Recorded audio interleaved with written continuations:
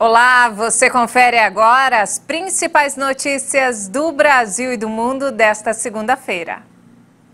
O ministro da Saúde, Marcelo Queiroga, comemorou hoje a imunização de mais da metade da população vacinável contra a Covid. Ele também afirmou que o avanço do Programa Nacional de Imunização já começa a mostrar sinais positivos no Brasil. Marcelo Queiroga falou que o Brasil ainda precisa acelerar a campanha de vacinação. Segundo o ministro, os resultados já começam a aparecer, com a redução no número de casos, das internações, menor pressão do sistema de saúde e queda da média móvel de óbitos. Apesar dos dados positivos, ele reconheceu que ainda existem vários desafios a serem enfrentados com a chegada da variante Delta. O ministro ressaltou que a previsão é de entregar 40 milhões de doses neste mês de julho e outras 60 milhões em agosto. De acordo com o titular da pasta, são alvos de estudos a inclusão de outros subgrupos, como adolescentes com comorbidades, no programa de imunização e a readequação do intervalo entre as doses. Queiroga também comentou os estudos em desenvolvimento para o uso da proxalutamida na doença causada pelo novo coronavírus. Segundo ele, a proxalutamida está no início dessas pesquisas e precisa ser mais estudada para se verificar sua segurança, eficácia e, a partir daí, considerá-la uma forma de tratamento. Já está em vigor a lei do superendividamento. As novas regras alteram o Código do Consumidor e estabelecem uma série de medidas para evitar o aumento das dívidas. Quase 1 em cada 3 brasileiros tem algum tipo de dívida. De acordo com o Instituto Brasileiro de Defesa do Consumidor, mais de 60 milhões de brasileiros têm dívidas a pagar. A metade deles, ou 30 milhões de pessoas, estão superendividadas. Cartão de crédito, empréstimo ou conta atrasada tiram o sono dos consumidores. Mas agora já está valendo a chamada Lei do Superendividamento, que aumenta a proteção de pessoas que têm muitas dívidas e não conseguem pagá-las. Além disso, a lei cria alguns instrumentos para conter abusos na oferta de crédito. O projeto define o superendividamento como a impossibilidade manifesta de o consumidor, pessoa natural de boa-fé, pagar a totalidade de suas dívidas de consumo sem comprometer seu mínimo existencial. Segundo pesquisa mensal da Confederação Nacional do Comércio, o número de famílias endividadas no Brasil chegou a quase 70% em junho, maior percentual desde 2010. Com as novas regras, os consumidores podem renegociar as dívidas com todos os credores. Ao mesmo tempo, as instituições financeiras estão proibidas de fazer qualquer tipo de pressão para seduzir clientes. E os moradores de Santa Catarina precisaram se agasalhar bem hoje. O frio tomou conta da região serrana e os termômetros chegaram a marcar 4,1 graus negativos durante a madrugada. Urupema, na Serra, chegou a 1,45 graus Celsius negativos. Houve registro de temperaturas negativas também no oeste. Em São Joaquim, a menor temperatura foi de 2,6 graus Celsius negativos e houve cincelo. O cincelo ocorre quando o nevoeiro congela ao tocar as superfícies, por causa do frio intenso. E hoje ainda é preciso sair bem agasalhado. Segundo a Defesa Civil, a presença de um ciclone extratropical pode provocar rajadas de vento de até 70 km por hora e ressaca no mar. As ondas devem atingir um pico de 4 metros. E olha só essa história. Uma família ficou presa em uma montanha-russa em um parque na Barra da Tijuca, no Rio de Janeiro. Susto e tensão marcaram o passeio desta família em um parque de diversão. A espera por socorro durou cerca de 1 hora, até que chegassem os bombeiros para retirá-los do local. As imagens mostraram que os passageiros precisaram sair caminhando pelos trilhos. Felizmente, ninguém ficou ferido. E nos destaques internacionais, a Inglaterra suspendeu quase todas as restrições relacionadas à pandemia do coronavírus nesta segunda-feira, no chamado Dia da Liberdade. As medidas são relaxadas apesar do aumento de infecções que preocupa muitos cientistas e políticos. Na madrugada desta segunda-feira, milhares de jovens estavam ansiosos para curtir as festas sem restrições, mas uma certa cautela reinava no país como um todo, longe da euforia despertada meses atrás, com o fim do duro e longo confinamento no inverno. Não vou a uma boate, não vou pegar o vírus, não vou pegar um avião, mas acho que viver a vida normalmente é o suficiente.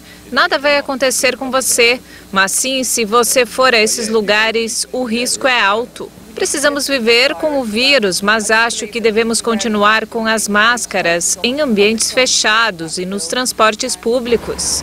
O primeiro-ministro Boris Johnson simplesmente pediu prudência e ignorou os apelos de um grupo de cientistas internacionais influentes que alertou sobre o risco de minar os esforços para controlar a pandemia, não apenas no Reino Unido, mas em outros países. O premier iniciou esta nova etapa em isolamento após ter entrado em contato com seu ministro da Saúde, que testou positivo para o vírus.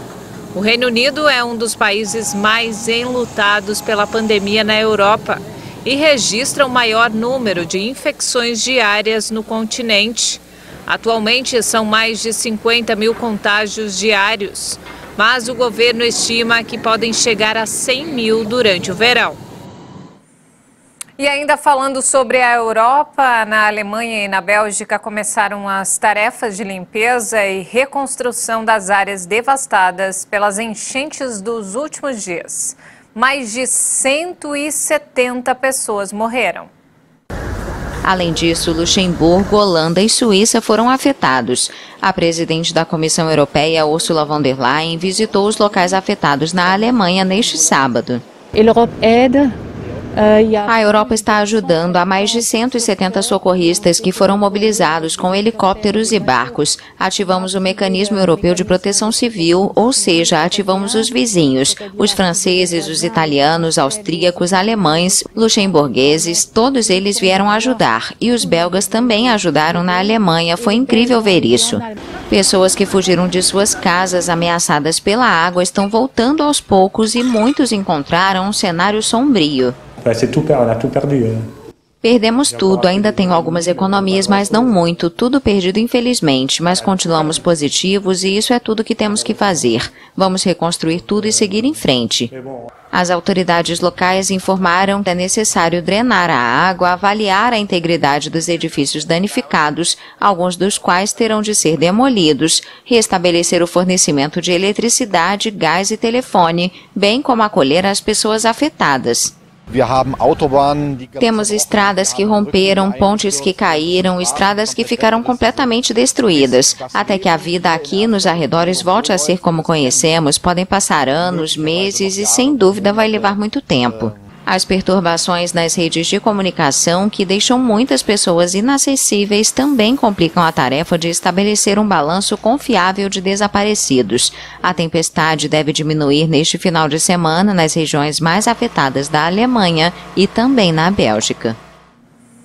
E antes de encerrar, em Taiwan, um zoológico criou uma solução para os visitantes que não podem sair de casa por causa da pandemia. Acompanhe.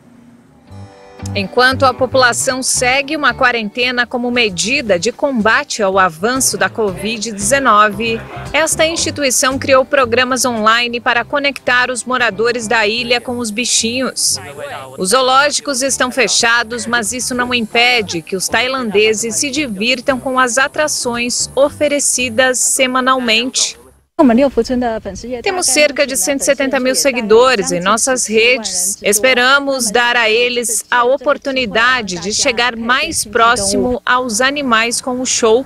Além do zoológico, escolas, bibliotecas, instalações esportivas e centros comunitários em toda a ilha seguem fechados. O levantamento de restrições foi anunciado em maio devido a um aumento repentino de infecções domésticas pelo coronavírus.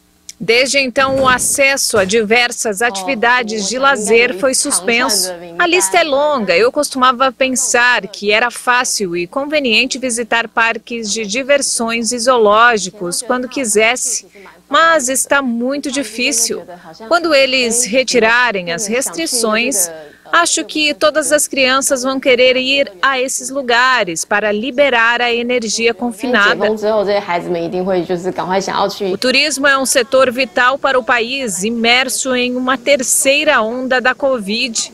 O governo tailandês estabeleceu a meta de reabrir o restante da ilha até outubro. Enquanto isso, a Tailândia enfrenta o pior pico epidêmico desde o surgimento do coronavírus no território, com mais de 360 mil casos de contágios e cerca de 3 mil óbitos no total. E essa edição fica por aqui. Mais informações daqui a pouco às 5 da tarde com Maria Alice Dias. Obrigada pela companhia.